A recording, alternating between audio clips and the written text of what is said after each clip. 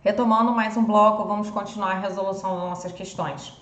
Paramos na questão de número 13, deixa eu colocar ela aqui na tela para vocês e vamos aí nos ater à leitura. Questão número 13. O CPP, que é o nosso Código de Processo Penal, dispõe sobre algumas regras de prioridade de realização de exame de corpo de delito. Sobre esse tema, será a alternativa correta. Letra A, dar-se-á prioridade na realização do exame de corpo de delito nos crimes hediondos. Letra B, dar-se-á prioridade na realização do exame de corpo de delito nos crimes envolvendo idosos. Letra C, dar-se-á prioridade na realização do exame de corpo de delito nos crimes envolvendo crianças, adolescentes, vítimas ou testemunhas de crimes violentos. Letra D, dar-se-á prioridade na realização do exame de corpo de delito nos crimes violentos envolvendo mulheres.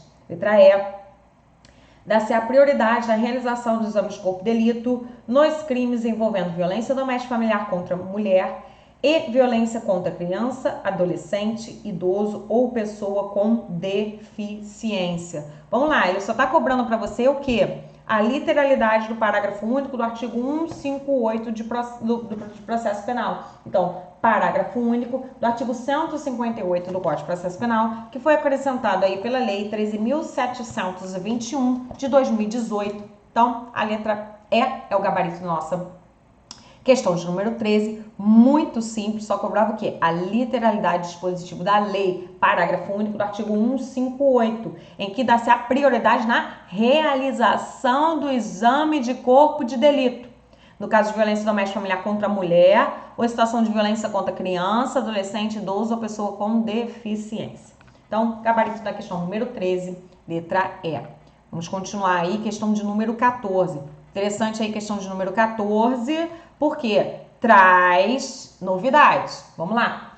Com a alteração no CPP pela Lei 13.964, facultou aos servidores vinculados à segurança pública a nomeação de advogado para acompanhar as investigações envolvendo fatos relacionados ao uso da força letal praticados no exercício da atividade funcional, consumados ou não, incluindo as hipóteses de exclusão de ilicitude.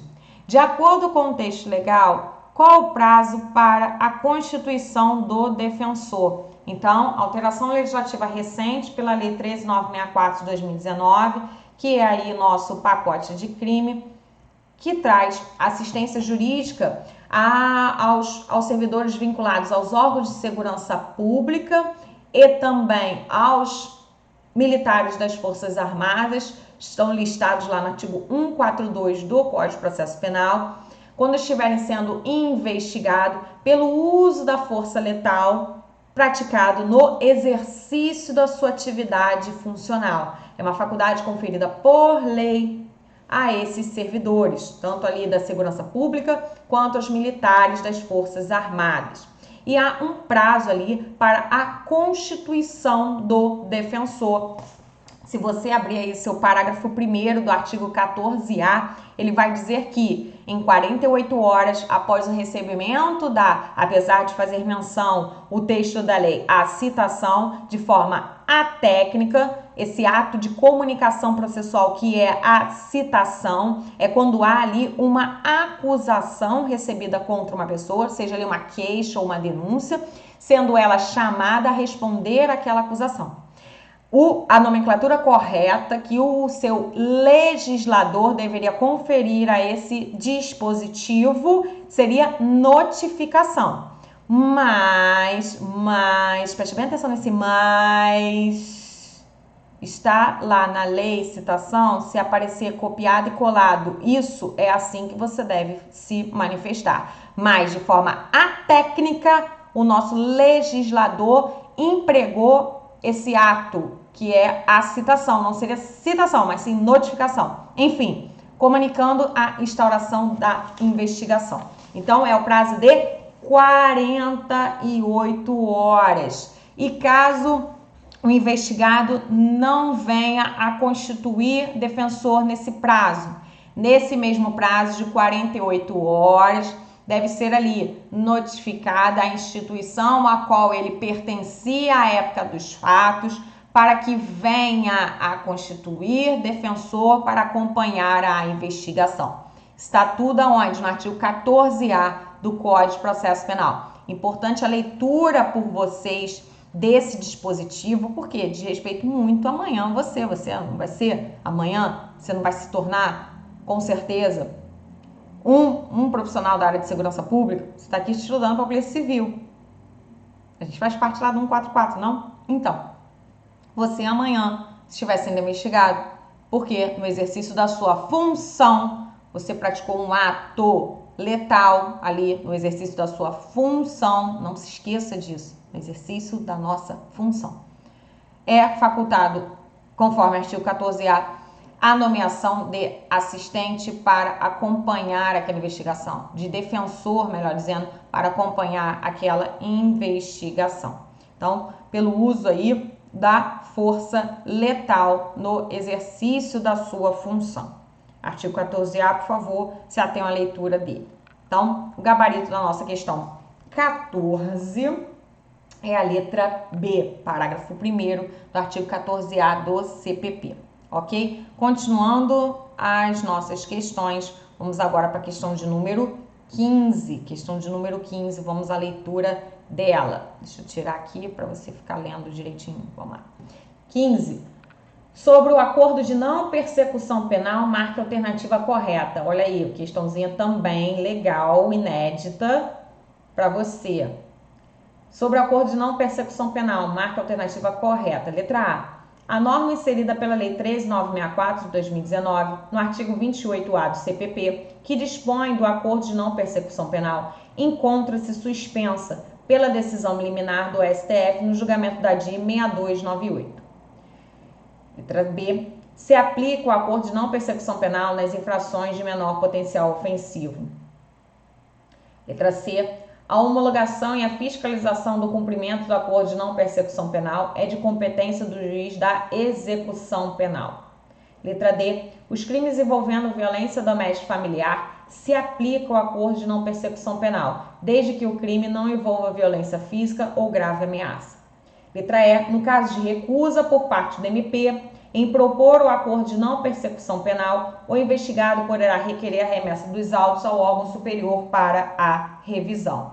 Ele quer a alternativa correta aí na questão de número 15. A alternativa correta é a letra E. No caso aí de recusa por parte do MP em propor o ANPP, que é o nosso acordo de não persecução penal, o investigado poderá requerer a remessa dos autos ao órgão superior para revisão. Está lá no parágrafo 14 do artigo 28A do Código de Processo Penal. A defesa tem sim o direito de reexame no caso de recusa do Ministério Público em propor o ANPP e consequente remessa desses autos ao órgão superior revisional do MP para análise se seria possível ou não a propositura desse acordo. Então, há sim esse direito de reexame, conforme o parágrafo 14 do artigo 28A do Código de Processo Penal. Vamos analisar as demais, o que está incorreto nelas.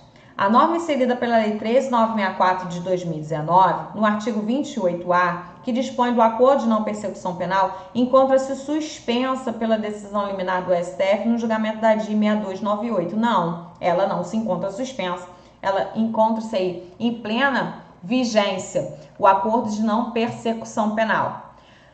Redações inseridas pela Lei 13.964 de 2019, que é o nosso pacote de crime, no CPP, que encontram-se atualmente suspensas por essa decisão liminar, nesse julgamento dessa DI mencionada na letra A, que é a DI 6298. Quais são essas redações que encontram-se atualmente com eficácia suspensa? Artigo 3º-A ao 3º-F, que traz ali a figura do juiz de garantias. Então, artigo 3º-A ao artigo 3º-F, que traz ali a figura do juiz de garantias. A nova redação que seria dada ao artigo 28 do CPP, trazendo uma nova sistemática de arquivamento do inquérito policial, que retira a homologação da autoridade jurisdicional, passando apenas pelo Ministério Público. Essa decisão pelo arquivamento do inquérito policial, ela encontra-se suspensa.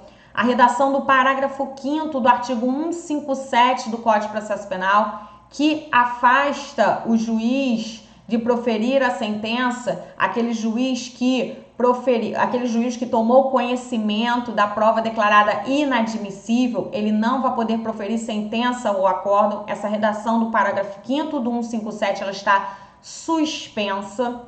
E a redação do parágrafo 4º do artigo 310, que traz um prazo ali de análise, que traz um prazo ali para que ocorra audiência de custódia, chamada aí audiência de apresentação, sob pena de relaxamento daquela prisão.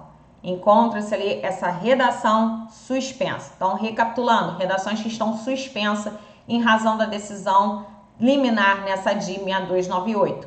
Artigo 3º-A, 3º-F, 28, o parágrafo 5º do 157 e o parágrafo 4º do artigo 310 do CPP. As demais encontram-se aí em plena vigência, incluindo aí o artigo 28A, que trata do acordo de não persecução penal, ok? Vamos lá. A letra... Deixa eu tirar aqui minha carinha para vocês visualizarem melhor o slide. Letra B. Se aplica o acordo de não persecução penal nas infrações de menor potencial ofensivo? Não. Em se tratando de infração de menor potencial ofensivo, não se aplica o acordo de não persecução penal. Onde está disposto isso? Vamos lá no artigo 28A, o parágrafo 2º, que fala o seguinte: o disposto no caput deste artigo não se aplica nas hipóteses em que, inciso 1, for cabível a transação penal de competência dos juizados especiais criminais.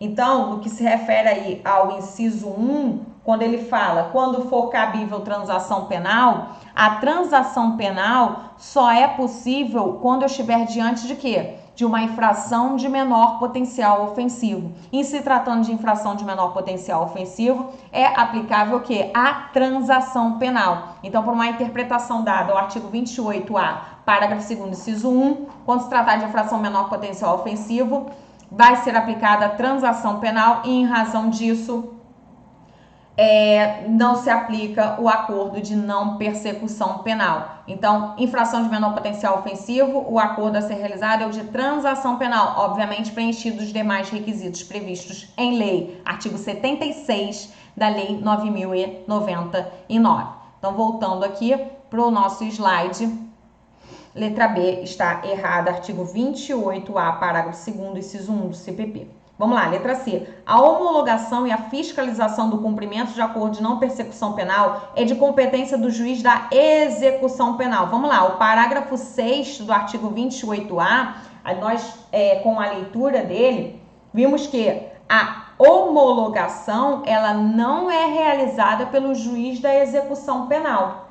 A homologação é realizada pelo juiz da instrução, o juiz, digamos assim, o juiz de direito comum, e a execução daquele acordo, a fiscalização daquele acordo é sim pelo juiz da execução.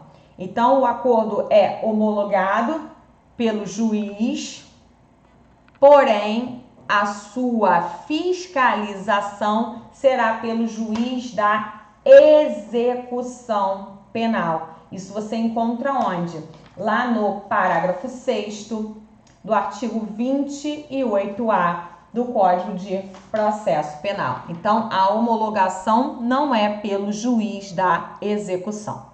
Vamos lá, letra D. Os crimes envolvendo violência doméstica e familiar se aplicam ao acordo de não persecução penal, desde que o crime não envolva violência física ou grave ameaça. Pelo contrário, em situação de violência doméstica e familiar, qualquer uma, mesmo que não se importe em, por exemplo, violência física. Existem diversas espécies de violência em que aquela mulher pode ser submetida em uma situação aí de violência de gênero, previsto na Lei 11.340 de 2006, que não só a violência física, como a violência psicológica, a violência patrimonial, enfim, moral, sexual. Existem diversos tipos de violência que a mulher pode ser submetida, que não só seja ali a violência física. E mesmo assim, independentemente da hipótese de violência que a mulher esteja submetida, resultando ou não em uma violência física, se é uma hipótese envolvendo violência doméstica familiar contra a mulher, não se aplica o quê? O acordo de não persecução penal. Isso eu encontro lá no inciso 4 do parágrafo 2º do artigo 28A. Então, inciso 4 do parágrafo 2º do artigo 28A. Então, crimes praticados no âmbito de violência doméstica ou familiar não se aplica o ANPP, ok? Vamos lá. Letra E é o nosso gabarito, como já vimos, o parágrafo 14 do artigo 28A, que traz aí o direito de reexame no caso de recusa do MP em propor o ANPP, ok? Então, 15, nossa alternativa é a letra E. Continuando, questão aí de número 16. Questão de número 16, coloquei na tela para vocês.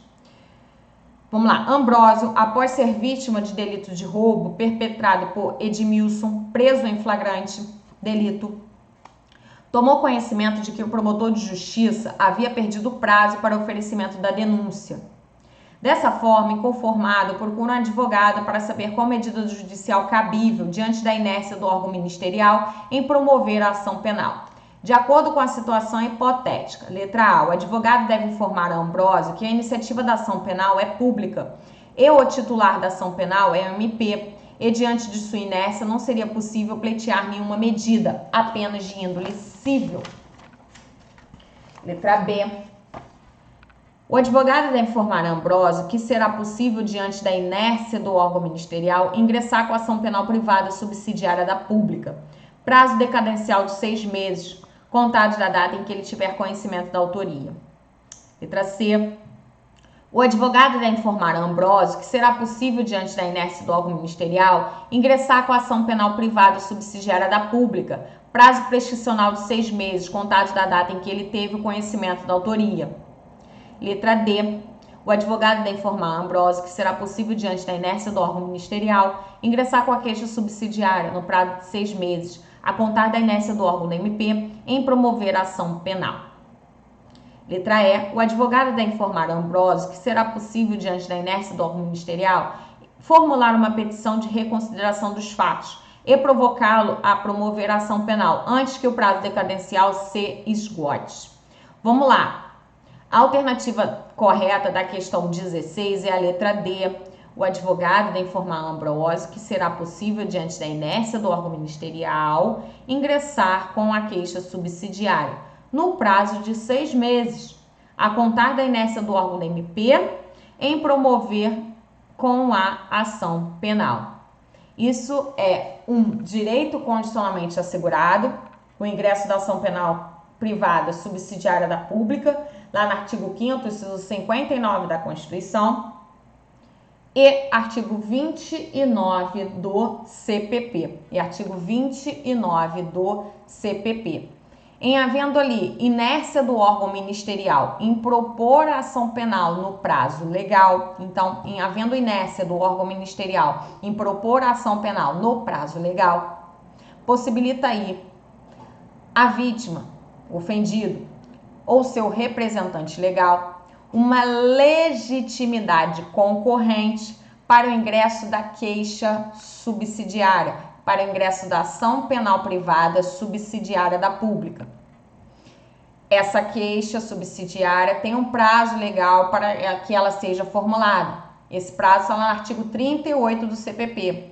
Esse prazo de 6 meses vai ser a contar da inércia do órgão ministerial em promover a ação penal no prazo legal, que vai possibilitar essa legitimidade concorrente. O MP, mesmo com a sua inércia, ele não deixa de ser o titular da ação penal. Na sua essência, trata-se de uma ação penal pública, cujo seu titular é o Ministério Público, artigo 129, inciso 1 da Constituição. Ele não deixa de ser o titular da ação penal, mas em razão da sua inércia, possibilita essa legitimidade concorrente ao ofendido ou seu representante legal de ingressar com essa queixa subsidiária a contar da sua inércia. Ele tem 6 meses.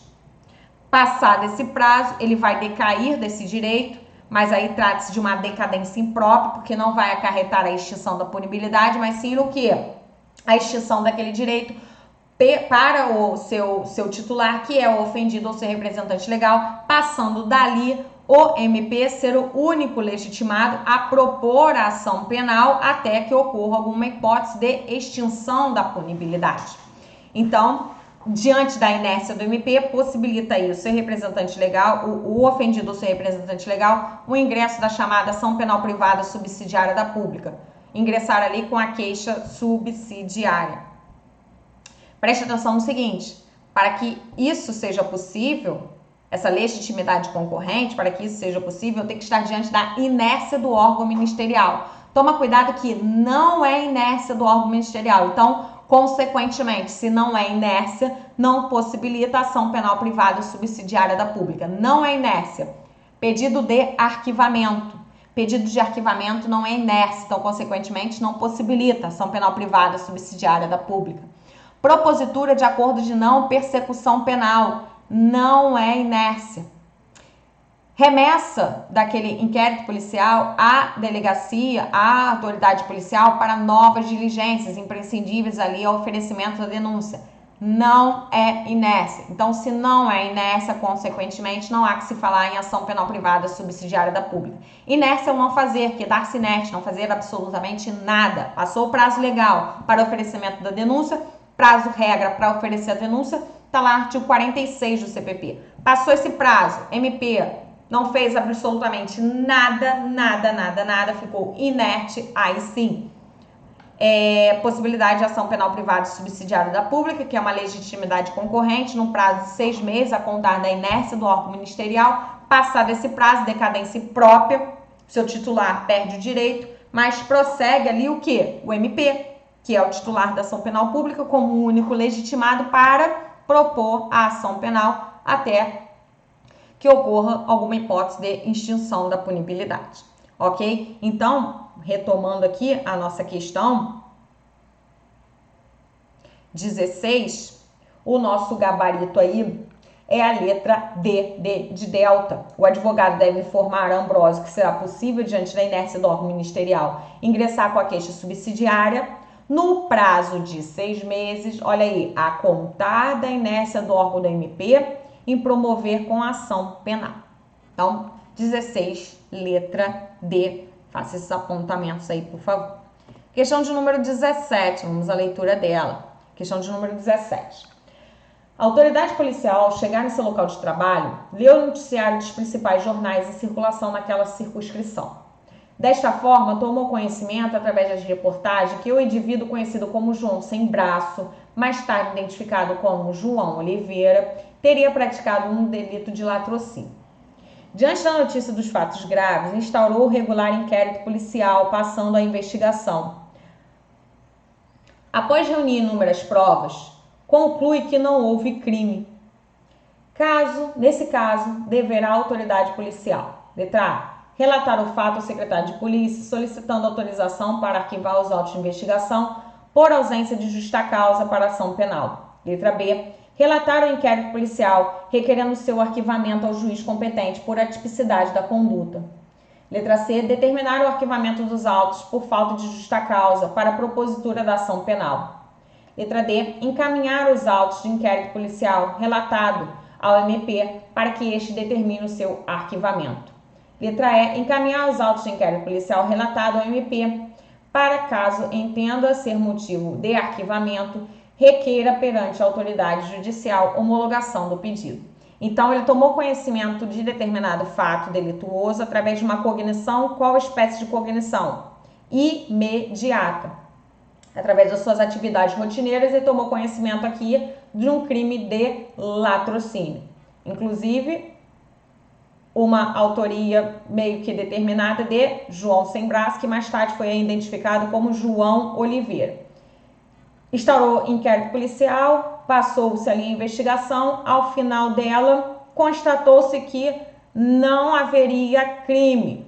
Em razão disso, o que a autoridade policial deve fazer? Ele pode arquivar os autos de inquérito policial? Não. Uma das características do inquérito policial, que a gente retira lá do artigo 17 do Código de Processo Penal, que o inquérito policial é um procedimento indisponível. Não pode a autoridade policial mandar arquivar os autos de inquérito policial. Se ela entende ali que é caso de arquivamento, ela relata aquele inquérito policial, inclusive pode vir até a sugerir o arquivamento.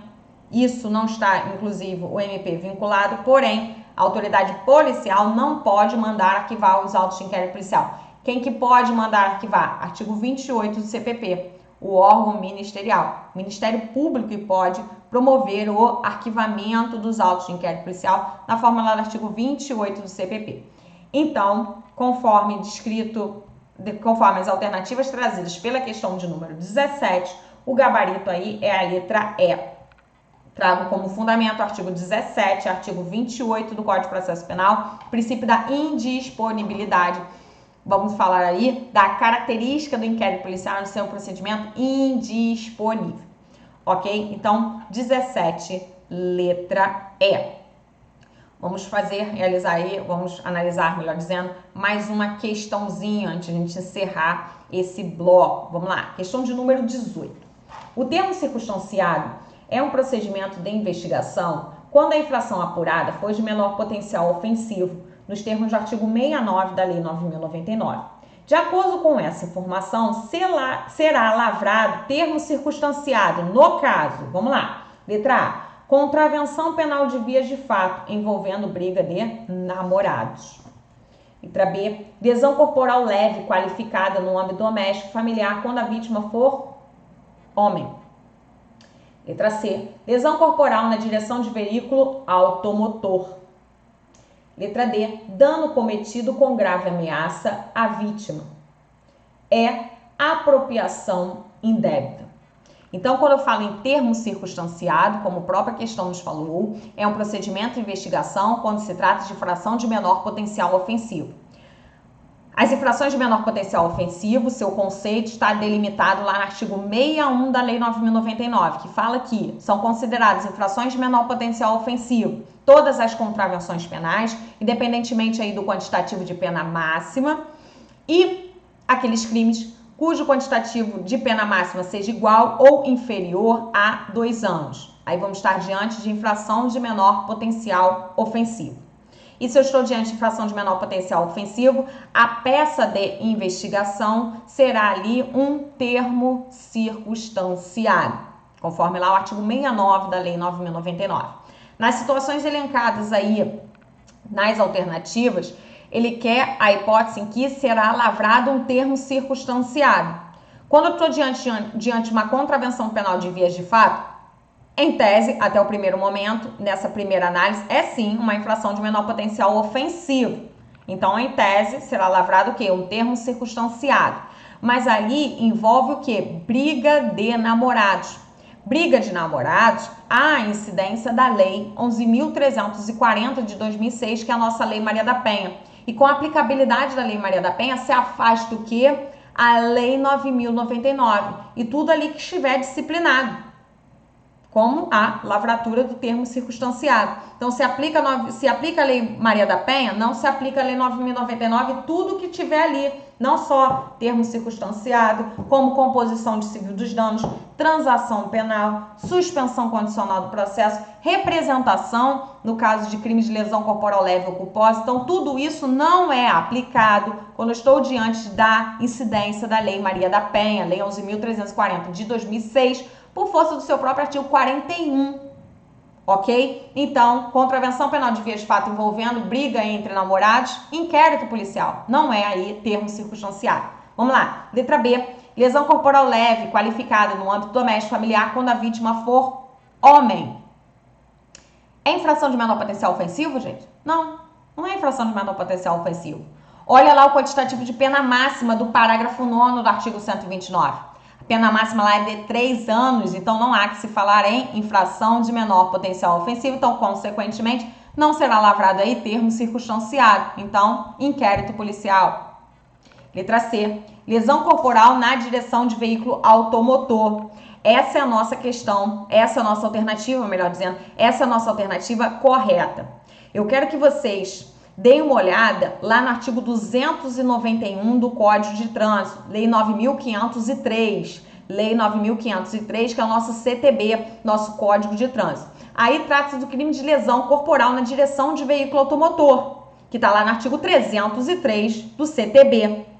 Mas atente-se à redação do artigo 291, em que, apesar de o crime de lesão corporal na direção de veículo automotor ser uma infração de menor potencial ofensivo, nas hipóteses elencadas no artigo 291 do CTB, vai se afastar a Lei 9.099, consequentemente, também a lavratura do termo circunstanciado de ocorrência, o TCO. Quais são as hipóteses? Quando, na direção de veículo automotor, eu praticar uma lesão corporal sob a influência de álcool, exibicionismo ou de disputa ou velocidade superior a 50 km. Então, nas hipóteses elencadas no artigo 291, vai afastar, tá? A lavratura de termo circunstanciado, apesar de estar diante de uma infração de menor potencial ofensivo, essas circunstâncias afastam a aplicabilidade da Lei 9.099. Somente nessa circunstância. Mas ali está dizendo o quê? Lesão corporal na direção de veículo automotor. Artigo 303 do CTB me traz uma pena que é uma infração de menor potencial ofensivo. Então, eu vou lavrar o quê? Termo circunstanciado. Mas toma cuidado com o artigo 291 do CTB, dê uma olhadinha neles. Dê uma olhadinha nele, ok? Continuando aí, a letra D. Quando fala dano cometido com grave ameaça à vítima, quando eu falo em dano cometido com grave ameaça à vítima, não é infração de menor potencial ofensivo, o quantitativo ali de pena máxima é de 3 anos. E quando eu falo também na letra E de apropriação indébita, não é infração de menor potencial ofensivo, o quantitativo de pena máxima lá é de 4 anos. Então, a alternativa correta da questão número 18 é a letra C. Ok? Então, a letra C é a nossa alternativa correta. Eu vou encerrar mais esse bloquinho de questões, vou gravar mais um bloco com mais questões para vocês, ok? Então, até daqui a pouco.